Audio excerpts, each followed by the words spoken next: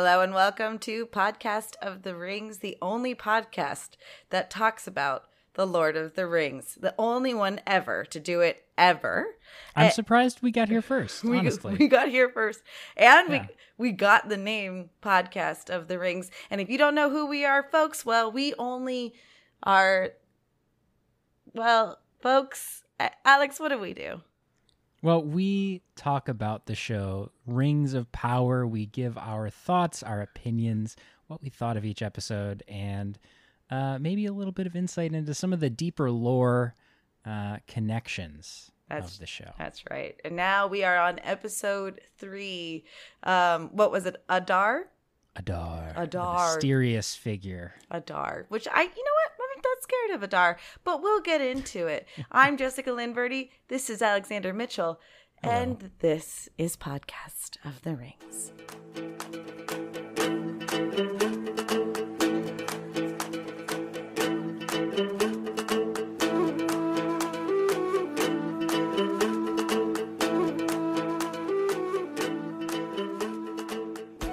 Alexander.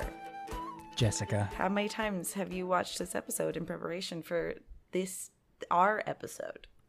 We watched together, we did. As we always do, and then I watched it once, and then I kind of skimmed through, just looking at the interesting bits. I've seen it a number of times, and I have to say there's so much going on in this episode. I really enjoyed this In a one. good way or a cluttery way?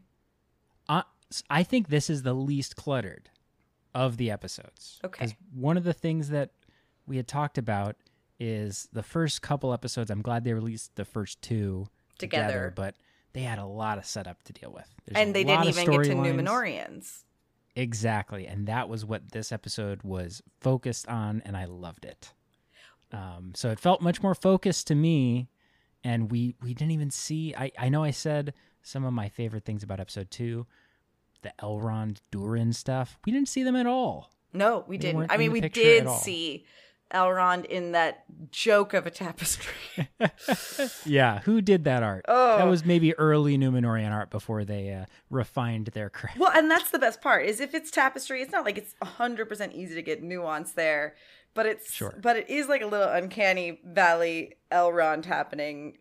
It's like when you see that medieval art and you're like, what is happening here? Yeah, exactly. It was a tapestry. Well, so then they get a little bit of a break. Someone got paid to make that, and good for them.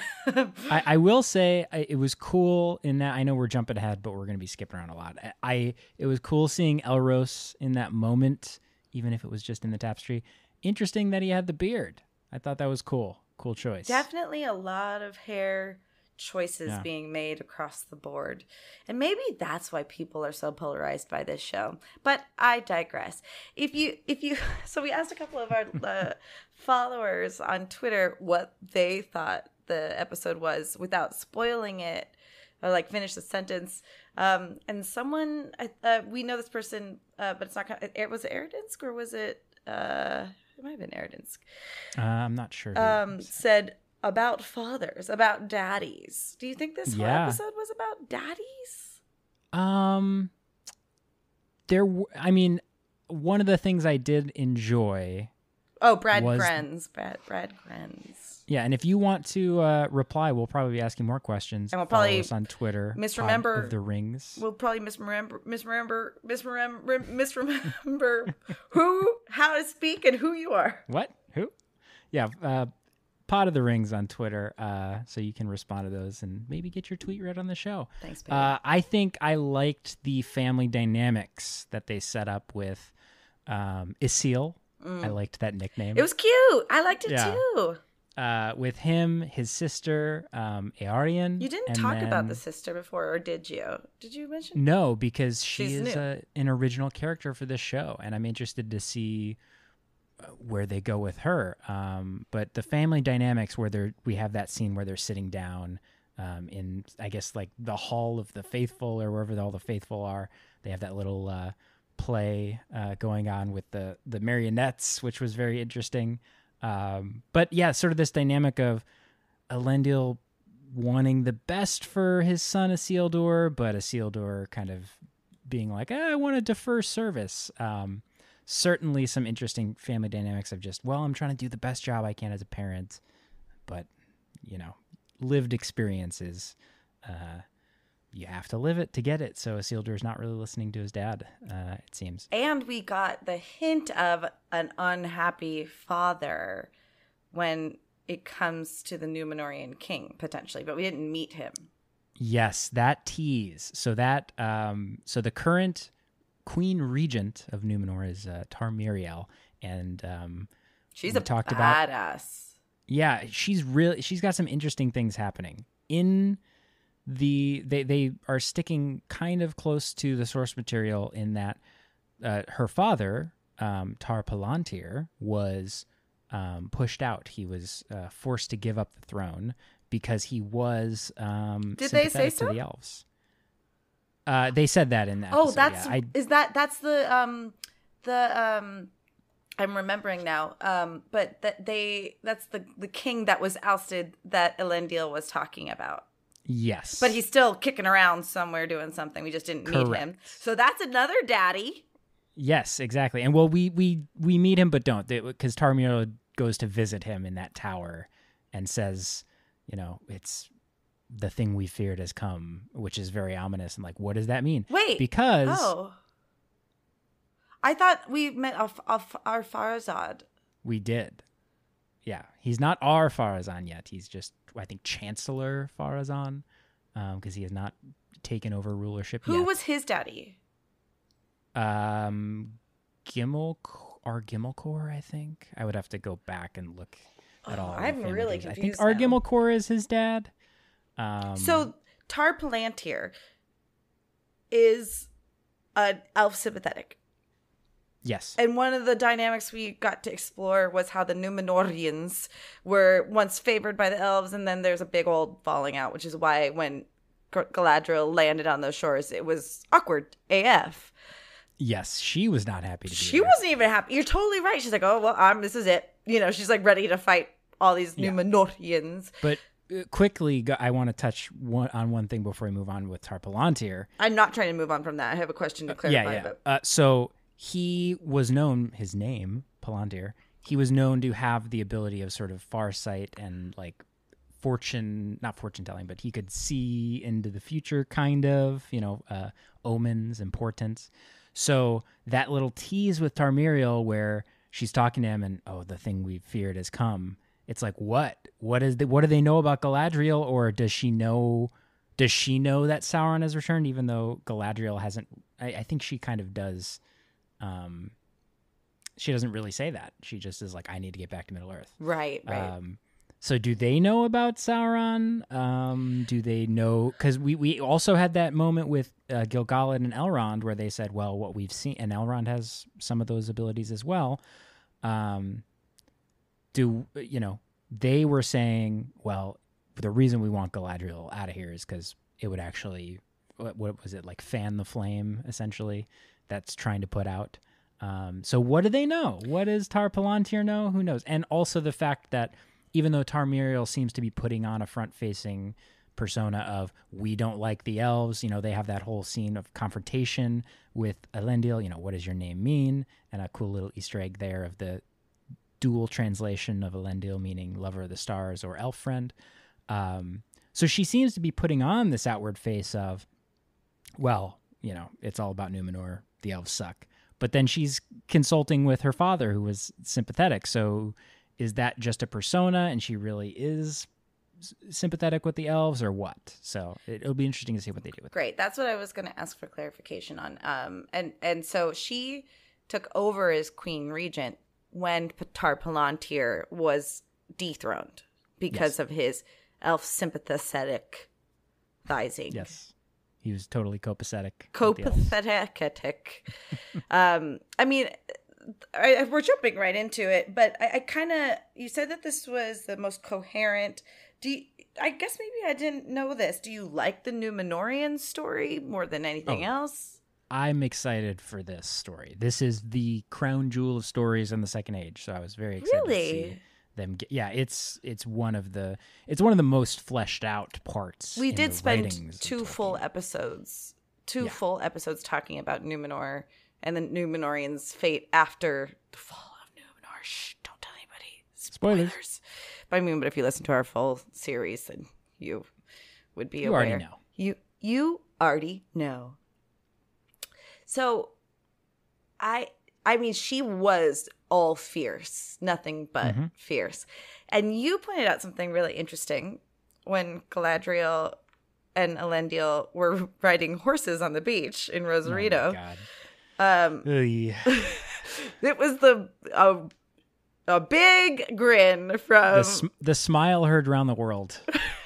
Like, what was that choice to put that shot at? Like, the slow-mo, cool, you're showing off, like, the cinematography, and it looked good with the horse kind of in slow-mo. It was gorgeous. It had Shadowfax feels and Aragorn feels and Arwen feels. It did. Yeah, totally. And then we get the cut to the wider shot of Ed Borvith Clark, like, you know, I don't know. I think it's just maybe the wind in her face, and we just haven't seen Galadriel, like, happy. Right. Which I think is the reason they put that shot in there, is to be like, she's free, and so she's happy, and like, but it was jarring. It took me out. It took me out too. Because we don't really know what brings Galadriel happiness. And there was no like, well, only on a horse, only on the back of a horse is this elf happy. And that being said, yes, she's not at sea anymore. She's not. Yeah. The show asked us to do a lot of heavy lifting for that moment that was really otherwise unearned. I was about to say it didn't feel earned. Yeah, and I want to like Galadriel, and I want to see her as this good, as a complex protagonist, because there's a lot going on with that character. But I'm not sure how they want us to feel about her. Like, okay, so. Her and Halbrand, they're on the ship. Effing. I'm sorry. Well, the guys who Halbrand has an encounter with when he's buying him drinks later seem to think that might be the case. Sure, I think we all think that's the case. There's a lot of shippers out there, I'm sure. But when they go, because they are Númenóreans, Alex. The sea is always right. When they go to talk to Miriel and Farazan. Like, here's the thing. Galadriel comes in hot. Right. Right? And she's just like, give me this, give me that, like, seething with anger, because she feels the resentment, right? She realizes everybody doesn't like her and doesn't want her there. And she's upset too, though. She doesn't like them. Right. Well, because of how because of how they're treating her. Correct. Yeah. Because, like, historically, besides that, she wouldn't really. And I mean, she gives us the whole backstory of, like, well, you know, they're in decline. They're not friends with the elves. But here's the thing. Like, the show, at the same time as wanting us to understand that and have Galadriel come in with a hot head and, like, very, for lack of a better term, like, youthful teenage angst energy.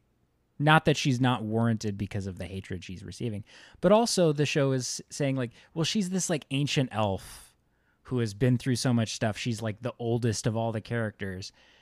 You would think it just takes me out of it a little bit, because you would think she has more common sense. Halbrand is this dude who's been around, you know, he's got some experience, and later we'll find out more of his background as to why maybe he's experienced with this stuff.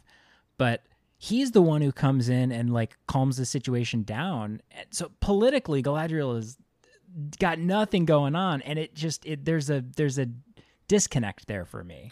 Like, do you want us to think she's awesome and great at stuff like this, or do you want us to think, like, she's just kind of young and brash and whatever, and is meeting resistance because of it? And, like, even with the scene later with Elendil, where she pulls a knife on him. In the middle of, you know, they're in a corner secluded, but it's like, what does she think is going to happen? Yeah, what's the goal here? It seems stupid. It seems stupid to do that. And I don't think a character like Galadriel, who's had the experience she's had, would do stupid things like that, even if she's pissed, right? I wish that worked for me. Are you adding the layer of Galadriel that you know from the Silmarillion that necessarily doesn't exist in this version of Galadriel? There might be a bit of that. But because I'm with you. I'm not saying... Yeah. She's acting brashly. She's acting adolescently. And we also have to give her just a little bit... That's why I'm saying, let's take into the account of the history that we know her as. We only know that she was in Valinor. Right? I can't say... I don't know how to say any of these names. We only know that she was in there living a happy life that was robbed from her because of Morgoth and Sauron. And then she fought in the wars. Yeah. And so she doesn't have a lot of socialization. And kids picked on her. The mean babies. She did get bullied, so there's a lot of pent-up resentment. Sure. I think you're right, and I think that's where I'm having a problem. A level to consider. Because I am coming at this show with the knowledge of her character from the text, and I think that's maybe where I'm having the problem is it seems just like a completely different character. If we're taking, I guess I never thought of it like that, and that's an interesting insight. Is all we know from what the show has told us is that she fought in these wars and she's trying to avenge her brother. But that seems to me that's a different character than the Galadriel we know. Not even just it's kind of taking a liberty, with the character. It's totally different. So I think that's where I'm having a problem. But I'm not. You're not wrong to also just question the choices in general, because what we do learn from this episode, we don't learn who the stranger is. We might have a little bit of an idea. He's definitely, if he's Anatar, moving forward, he's definitely not malicious at the moment. He's not causing too much emotional stress. He's not killing the Harfoots like he's killing fireflies. But sorry, go ahead. No, so what I'm trying to say is we do learn that Halbrand, I want to say is what I'm trying to say, is descendant of a king from the Southlands. Well, and before we get to that, I just want to say when we were watching this episode together, it was all, he's Anatar. And this episode, they really led us down that garden path. The moment when he looks at the forge, you immediately were like, Anatar.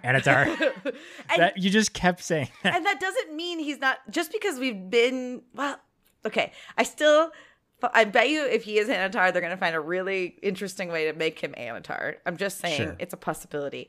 But when he took on 5 Númenórean men and kicked their butts, I'm also going to say this. From the text that those Númenóreans are a different breed. That. Yeah. But the thing they don't do in this show is that they're supposed to be 7-8 feet tall. They're stronger. So the fact that he took them down, broke a dude's arm in half is who is this dude? Right. And regardless, he took on 5 men. But you had the added context. We listening to this podcast have the added context of they are incredible men. They're not just dudes or whatever. Mm-hmm. But if you don't know that going in, you're looking at him wipe the floor with 5 guys. That's still impressive. So, and don't get me wrong, this is the first time maybe he's done a redeeming act. Is action. He stole something, but these guys were going to kick his ass. What? It's not even nothing's good about him. Anyway, no, it was definitely a flip got switched. He even said, "Don't do this." Yeah, a flip got switched, and something came out, and this is where, when we get the reveal later about his lineage. So that's what I'm trying to drive towards, in a very long-winded way. Galadriel has this inkling that he's something different, or she's trying to put her finger on it, as opposed to, maybe she's never been attracted to someone either. So maybe she's like, oh, well, I really hope they don't do a love story with them. I mean, it's too late. They already are. But he also has a crest or a sigil on a little bottle or something that he wears around. It's on his necklace. That he's wearing around his neck.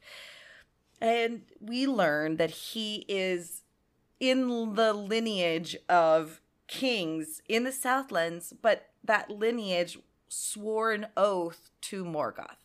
Yep. So Galadriel puts that together because she sees the sigil. She found the sigil in the Hall of Lore. Correct. The Hall of Lore, which is Solkatu's favorite thing. If you go to Alex's Twitch, at twitch.tv/Solkatu, you get to use his lore emote. Got a whole emote for it. That has been your brand for some time, my friend. But so she's trying to do like the call to, you are so much more. Also she does a poor job at that. And specifically, you're the only one who can bring the men of the Southland under one banner to fight against the guy that I want out of here. So it's kind of self-serving. It's self-serving. It's important. It's self-important. She's like, you can do this. Like, she's trying to inspire him. She has no idea. She has no idea what this guy is actually capable of. And she does a poor job of it to begin with. Well, and so here's the thing that I am curious about is he specifically says, I can't remember what the line is, but he says, like, it's not just the kingship that comes with this, being an heir. So when he says, like, don't do this, and the guy punches him and he goes all berserk, I'm like, is there some dark power in his people's blood? Well, or not even Anatar, but so Morgoth, like, they swore an oath. Did he give them dark powers or like super strength or something, like, because they swore an oath to him and he's got some of that in him? He's got a darkness literally in his blood. Remember when I think Revian, the elf captain of the Watchwardens, says, like, it's in their blood, right? Remember, don't forget what they did. Like, does he have some mystical thing going on, and he's not just a guy, and that will potentially come out and Sauron can use that? I don't know. No, I think that's actually brilliant. You are really amazing me with your understanding of literary tools. I think there's something there because you extrapolate. They set it. Sorry to interrupt. They set it up with. You sorry? No, they set it up with the guy in the pub next to my favorite Waldreg when he's like, "Our king will return" or whatever, and then look what happens. We get the return of the king, pun intended. Which I think it's interesting. They're doing parallels to the Aragorn thing. It's like Return of the King, but he's an evil king. Or maybe evil. Or maybe he's Anatar, is what I'm trying to say. I don't think What if Anatar is living in his body? So I think to further solidify your theory, it's not unsurprising then that the blood reconstitutes the sword of Sauron or whatever. So I think you're totally right that there's something there. My question to you, if he's not proud of this mantle, why is he walking around with a sigil? There's I think because like, you don't forget the past unless you're Elendil, and he says forget the past to his son, which I thought was an interesting dynamic. No, I think because plot.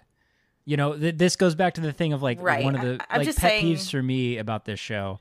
I know we're getting a little more negative this episode, but I really did like this episode. But I think we're getting more information, so I think we're being more critical and contemplative. Because I liked what they did, I'm gonna nitpick. That's how my mind is. Sure. But like, he has the sigil on his neck for the same reason that the mark of Sauron is a freaking map to Mordor. Why? Why would you put? It's pretty bad. Why would you put the location of your plan for a secret base on the body of Finrod? Why would you do that? Is it? Well, yeah. To do it on Finrod makes no sense. Yeah. Whatsoever. Other than so Galadriel knows what the sigil is, so she knows what to look for, so she can follow the breadcrumbs. And then a plot happens. Right. Because otherwise, you can maybe understand a sigil to be like, this is where we're going to meet, guys. Hey, guys, go. You were going to have a rumble in the street the other day. Whatever. If this mark has no other purpose than for Galadriel to figure out the Southlands / Mordor is where it's happening, I'm going to be a little disappointed because it's bad writing. It's very bad writing. It's like, figure out another way for her to like come to that conclusion. Because then it's like, why did you have this mark mean nothing? Also, another minor nitpick I'm going to get into. So she picks up the thing when she sees the mark, and she's like, oh, the notes from the spy or whatever, the human spy. That was Yes. And she's like, this is the black speech. Sauron invented the black speech, and that didn't happen until Mordor was under his control. So that is like directly contradicting canon in Lord of the Rings, which is a little bit of a pet peeve. She would have been like, what is this text? This is very distressing. I've never seen this script before, and even that I guess the spy would have had to. Oh God, how cool would it have been if she picked up the paper and it started going like whispers. We did get like a flash, like the Sauron eye flash. We did this episode. Yeah, I didn't catch it. Yeah, it was like when she picked up the paper and she saw the symbol. All right, well, cool. It was literally not even a second. So something I was trying to find the tweet while you were talking, but someone that we follow tweeted and said that getting the clarification of the name of Elendil was like the most Tolkien so far the show has been. The translation? Yeah. The dual translation, telling history in the name. Yes. So they were impressed with that. It was used for story purposes to show that he was a member of the faithful, which is really cool. That was a moment I really enjoyed. Yeah. So I think, unless there's any other thoughts you have, I want to pivot because there was a lot of other things happening in this episode besides Númenor.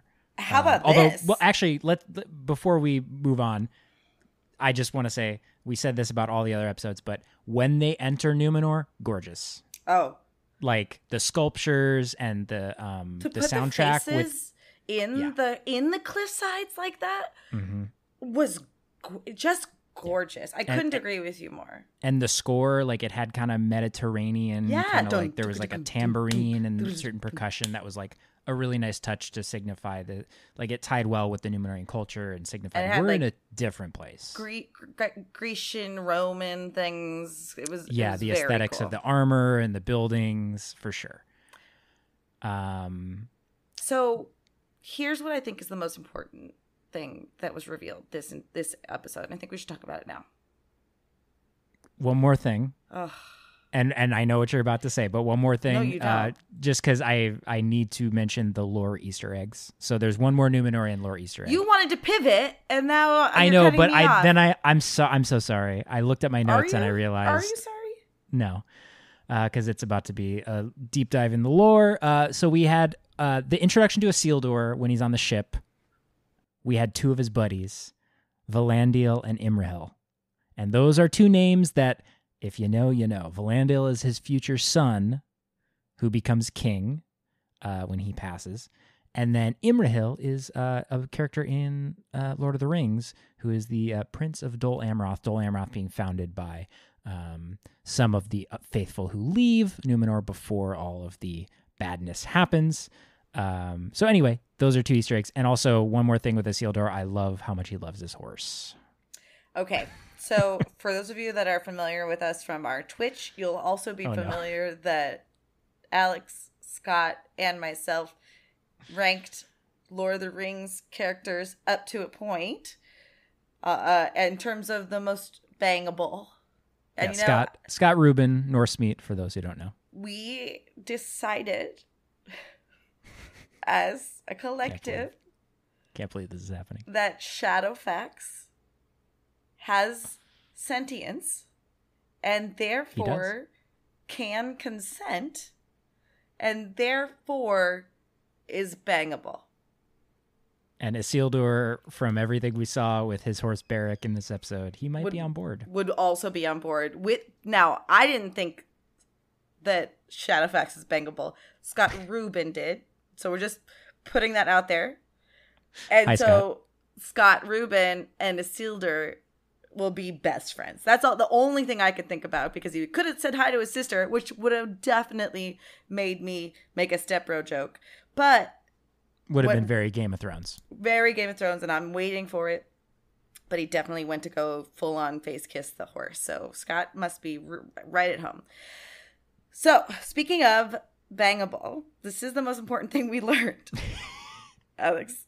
That the Harfoots can get it Sardock is like, don't be doing this. Right? When he's like, now. In the middle of the full moon. Yes. Yeah, it's going to be lit. That's important. Yeah. No one talks about sex in Lord of the Rings.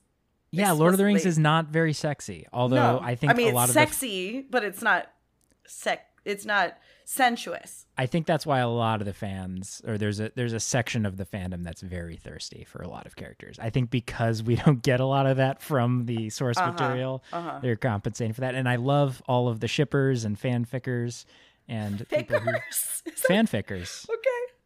I don't know. I just made it up. I know I love it, but I don't think I love it. But it's really shippers cute. And fanfickers. Yeah.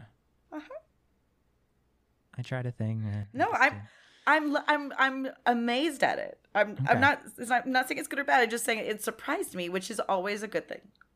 I'm full of surprises. You really are. Yeah, the Harfoot stuff, honestly, I don't know. It felt to me in this episode, there were good moments. I enjoyed the kind of parallels to like Bilbo's going away party. Yes. Or birthday party they didn't know it was going. And Nori trying to steal the thing was really cute. Steal the book. There's some funny moments, but it was kind of tonal whiplash a little bit from the Númenor stuff for me. Sure. You know what I mean? So they're just trying really hard to make Nori the other protag leader. You know what I mean? And at this point, like I feel like they were repeating similar beats to the last couple episodes with her. And I was just kind of like, I get it. You know, like she's whimsical and wants to go out there, and like they kept hammering that. And I'm like, yeah, I get it. Let's get her on the road. Right. Right. And then they finally do at the end of the episode, and I'm like, great, I'm ready for them to, because that's kind of like the parallel of Frodo and / Bilbo leaving the Shire, right? You can't really leave the Shire here because they're nomadic people, which is an interesting conundrum that I'm interested to see how they're going to deal with. But I was just ready because it's like, all right, 2 episodes of them just like chilling in their base camp. Let's get them out there. Let's see what they're made of. And so I was kind of ready. It was nice to see a little bit of insight into the Harfoot culture of like the sort of whatever the left behinds and that was interesting, and some funny moments with Sadok's speech. We got a little bit. We got like a nice romance moment with Nori's dad and her stepmom. It was sweet. Yeah, it was sweet. And we learned a little bit more about Poppy, like her family was left behind. So I didn't catch that. Oh. Because she like tears up when all the Proud Fellows are being named. Because she's a Poppy Proud Fellow. So. Oh my God, I didn't catch it. It was subtle. There's good subtle moments like that where they don't, it's like show don't tell. Like they're showing you that stuff. And so. I was like, she's a good actress. Right. Catch it. Unlike your opinions on Morvith. No, I'm not. Hold on. Yeah. I'm not saying she's a bad actress. Some people are very good at projecting their charisma, and some people are good actors. Sure. So there is a difference. My complete opinion is out to lunch a little bit still. I'm still open-minded. I don't want to outright dismiss, but I think she's the least exciting character still. And I don't know if that's her fault. I agree. Or I think it's a mixture of the writing of the character, and like we talked about, and but I'm hoping I like her more later on. But. Well, that's what I'm saying. I'm just open-hearted to see, but let's just put it this way too. It's in the movies, Galadriel is ominous. Yeah. Like hella ominous. I think she's less so in the books. Yes. But if we're teeing up, even though it's, the third cousin to the movies, but it's still in the same fashion and has nothing to do with it, they could be teeing up a sort of ominous, gray Galadriel. I think that's definitely what they're going for. But it's hard for me to like. I think people have rose-colored glasses on with a Galadriel character, I guess, is my point. Everyone's like, oh God, she's so beautiful. Everyone loved her. But they forget how vicious and like scary and weird and in the. I don't want to keep hammering this, but like there's a difference between like being scary, ominous, and vicious and being stupid. She's dumb, but she's also a baby. I think we. But she's not. I know. That's the thing. She's not. And but like she that's is stunted. She is stunted. Listen. I don't like the character enough to care for it, but I think if that's what they're going for, the show should be doing things to show us that, as opposed to just having her do these stupid, like, because we don't get anything about like why she would maybe be like that, other than she wants to avenge her brother, which it's like, well, that doesn't mean you're gonna make dumb decisions like standing up against the Queen Regent in Númenor, you know, like sure. So that's where I have a problem. I hear you. So, you know, we dealt with the Númenóreans. A lot of good fun stuff there. We learned about the habits of the Harfoots. We haven't talked about. I know, and I'm purposely holding on to it. A couple more things about the Harfoot stuff before we get to the best part of this episode. You're the worst co-host ever. I know. My brain's all over the place. I'm so excited about this show. So I wasn't sleeping with you. I know. You'd find someone else to co-host this show. The Stranger, we get a little bit of physical comedy from him. Sure. A little slapstick. Yeah, with the he's got the net thrown over him and the hobbit's hide, and him burning up the page. Oh no, we'll never know what the star constellation meant. Yeah. Hopefully we'll find out. And then after that moment, we get a cool little Easter egg. I'm going to point out all these little Easter eggs. Sadek, when it's revealed who the stranger is, right? Nori's like, this dude fell from the stars.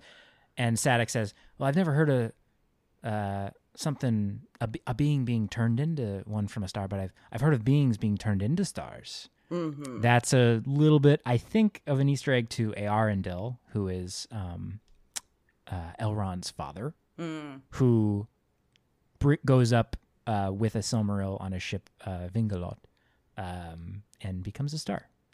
So how would Sadek have heard of that? I don't know. I guess tales travel far when you're a nomadic people, but cool little Easter egg there. And again, they can reference Eärendil because I believe that's in the text of Lord of the Rings. But anyway, but still, it's not hugely pertinent to what we're dealing with. But also great texture, right? Yes, and it's very Tolkien, where you get, you're having a story, and then you just get like a name drop of some person in the past. And you're like, who's that? I don't know, and it's sort of woven into the fabric of the story. So, all right. So now I know better than to just try and move on into a new topic. Is there something else you want to talk about, Alex? No, I'm good. Okay, so the other big part of this episode was finding out where our man Arondir ended up. Yes. Funny we get to this towards the end, because this is the first thing we see, but turns out he got captured by orcs. I thought you didn't think so. Well, I thought those hands looked not like orc hands, but I guess we saw like kind of the big claws on that one orc who. But they looked like gray, dark gray hands, and they looked not filthy. They just looked like roots almost. Roots. And that's what I thought. I thought, was this like a tree monster or something? But turns out it was orcs. And I love the design of these orcs. They look so sinister. They're definitely, I think, trying to.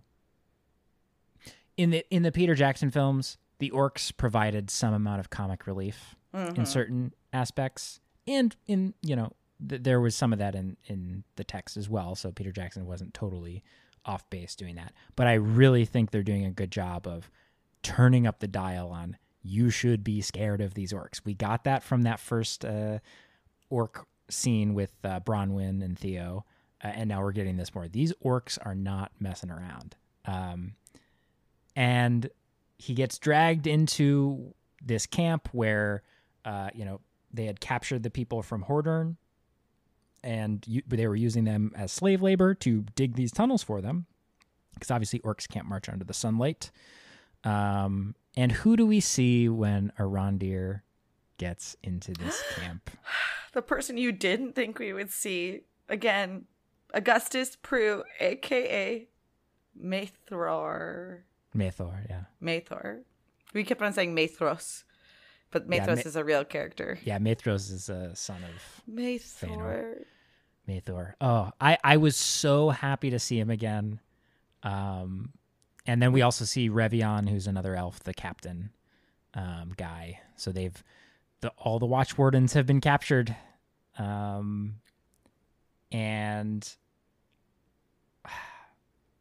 I know. I don't even want to talk about it because it's sad.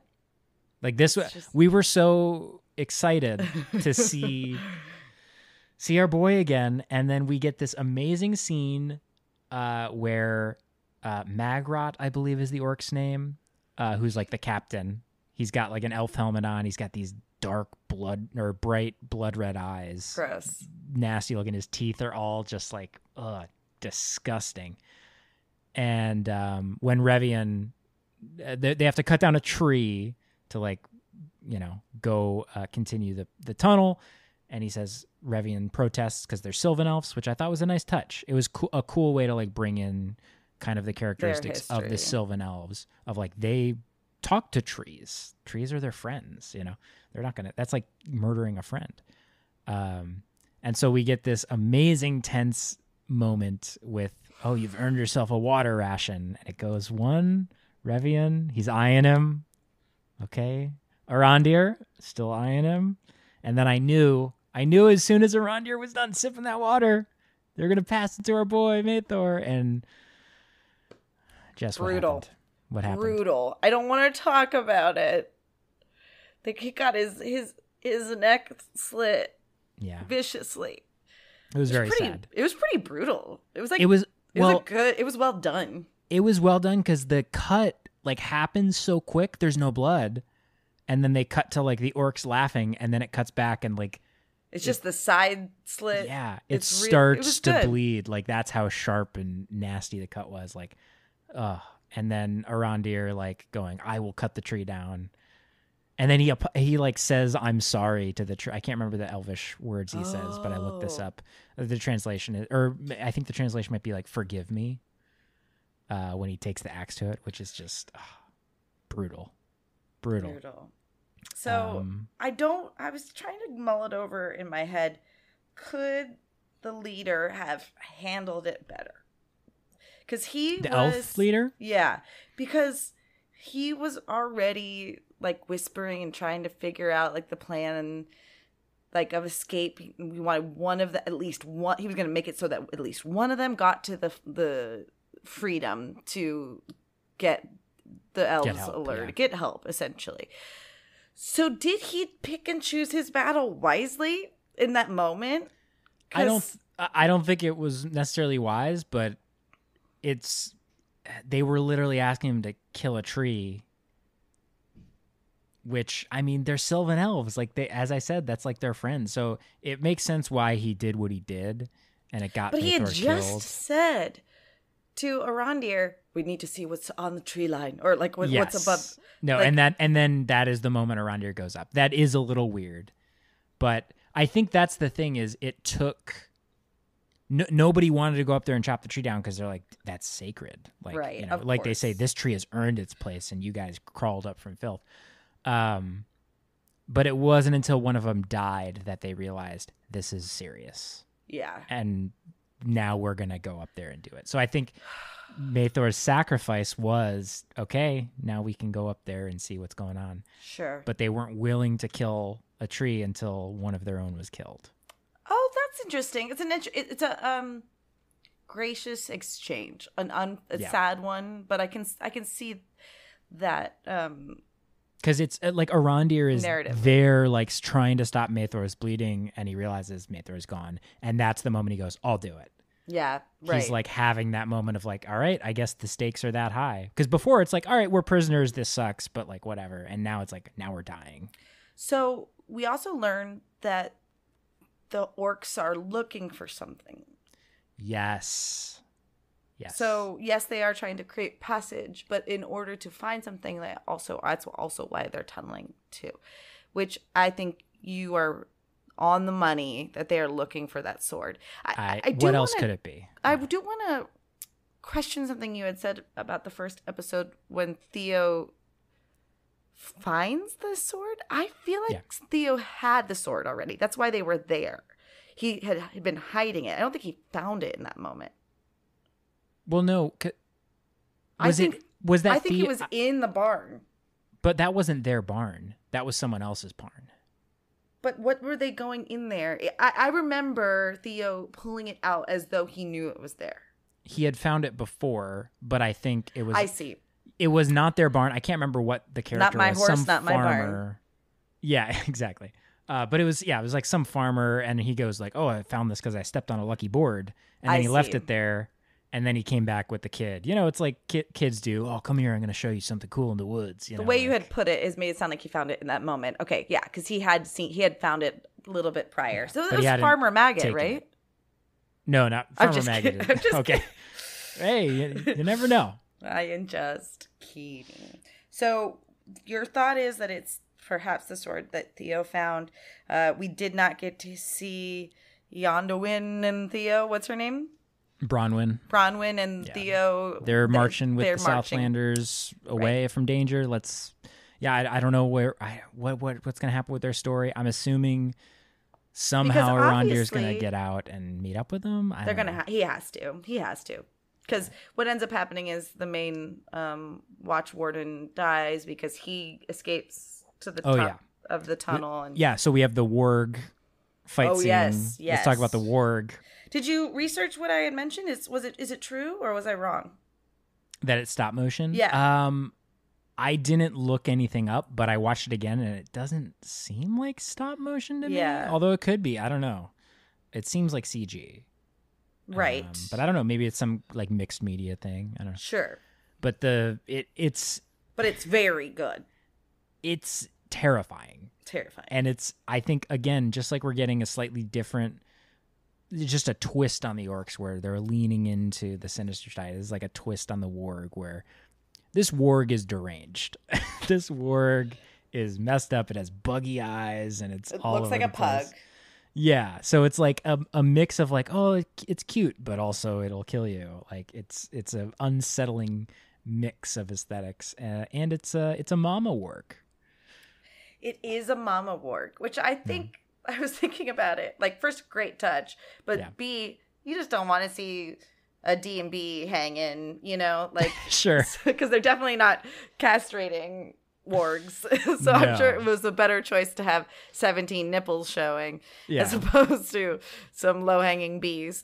But I rewatched that scene too on YouTube, which I'm sure is illegal. But but the moment where finally Arondir has the warg chained up, but he still has his chain on in the so he still has his chain around the neck. Even though he's like free from the chain physically, he's still got holding the warg back. Well, he's got the warg back on the chain that the warg is on.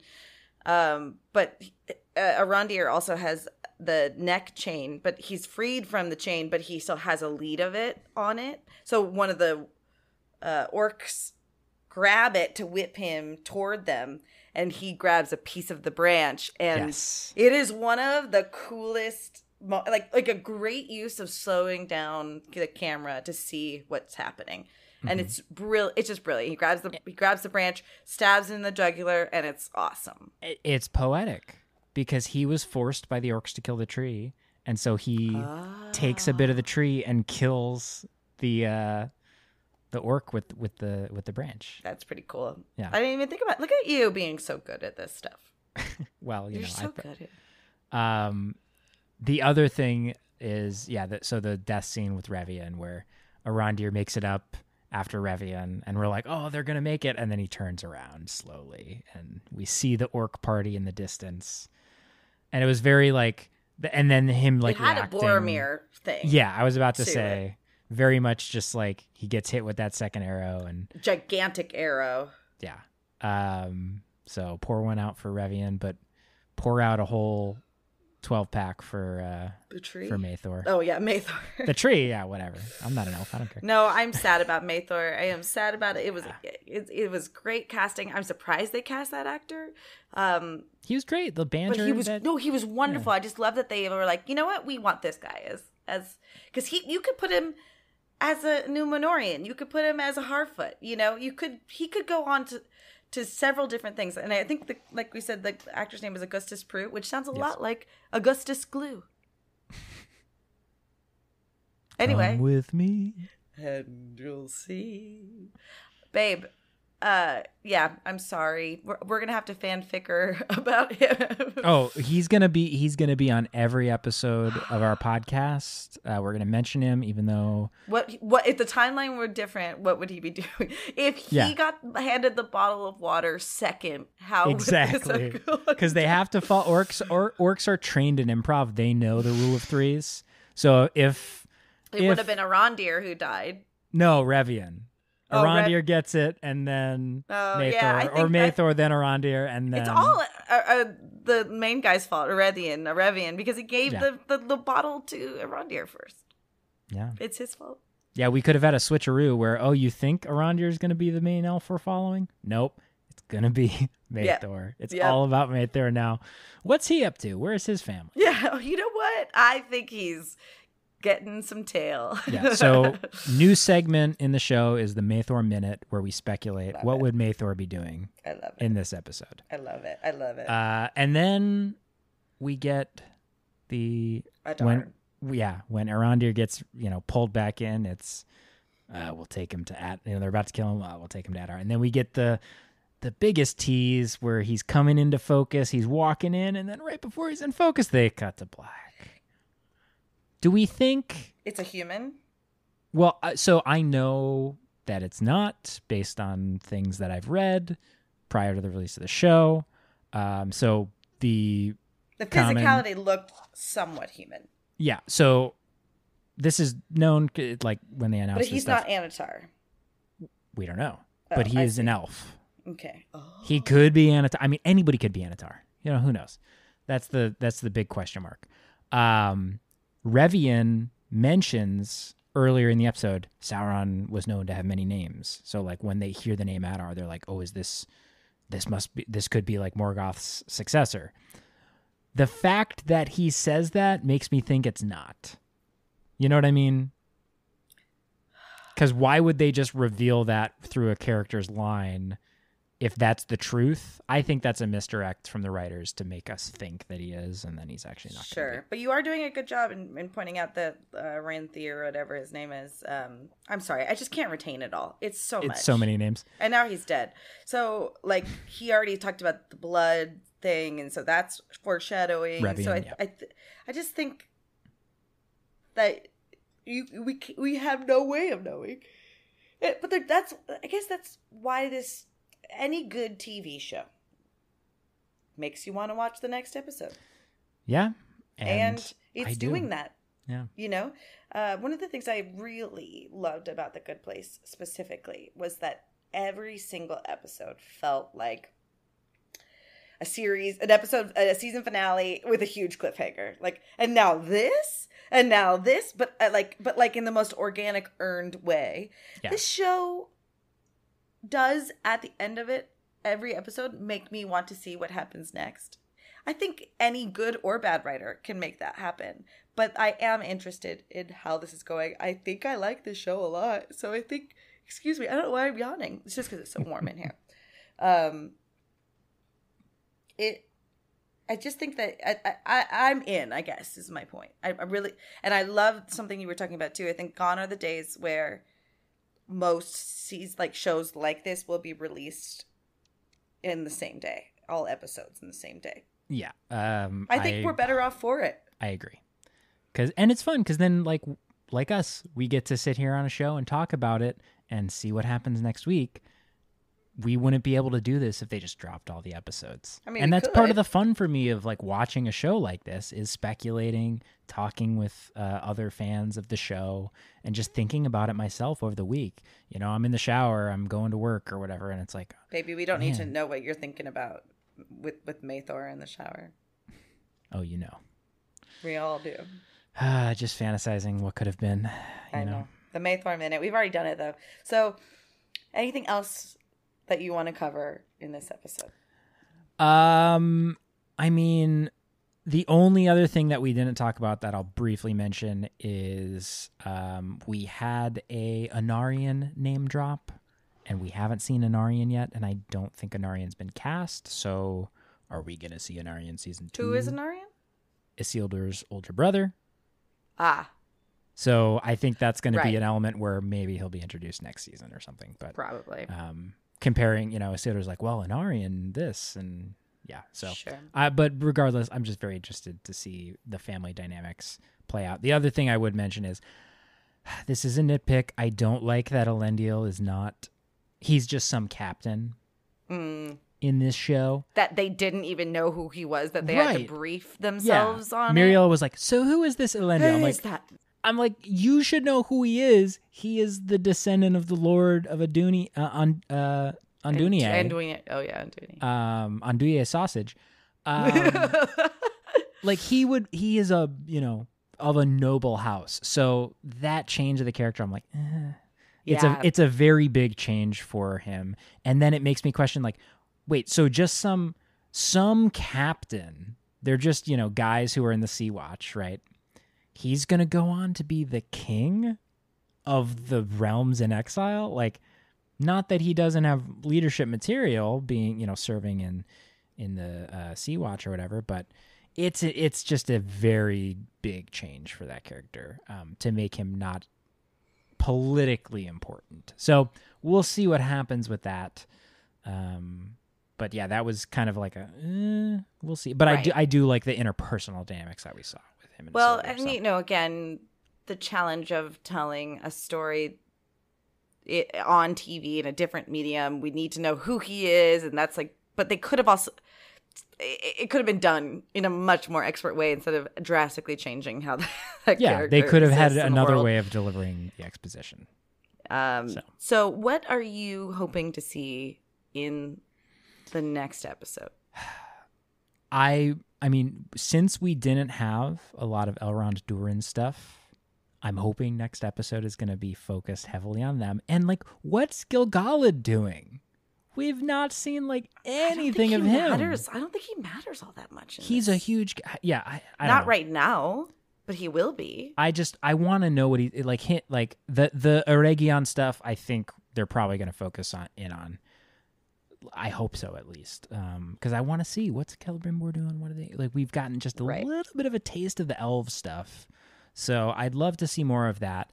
I just want to see, like I said, like I hope they give me a reason to care about Nori, because as you said, they're setting her up to be this like kind of the secondary protagonist of that stuff, right? Where we're like, oh, it's kind of like the like a lot of the Hobbits, the self-insert character. So I hope they give me a reason to like care about her story other than, oh, she's different from the rest of them. Right. And she cares a lot about this stranger and believes in destiny and stuff. Like, I get it. But I hope they give me something with the Harfoots to care a little bit more. I want to hope the same thing as you, because this is my instinct based on how we're talking about both Nori and Galadriel, is that they can't have two poorly written female characters. Yep. No one catch that. Yep. Because everything else is pretty well written. Yeah. So it's not like they are bad writers.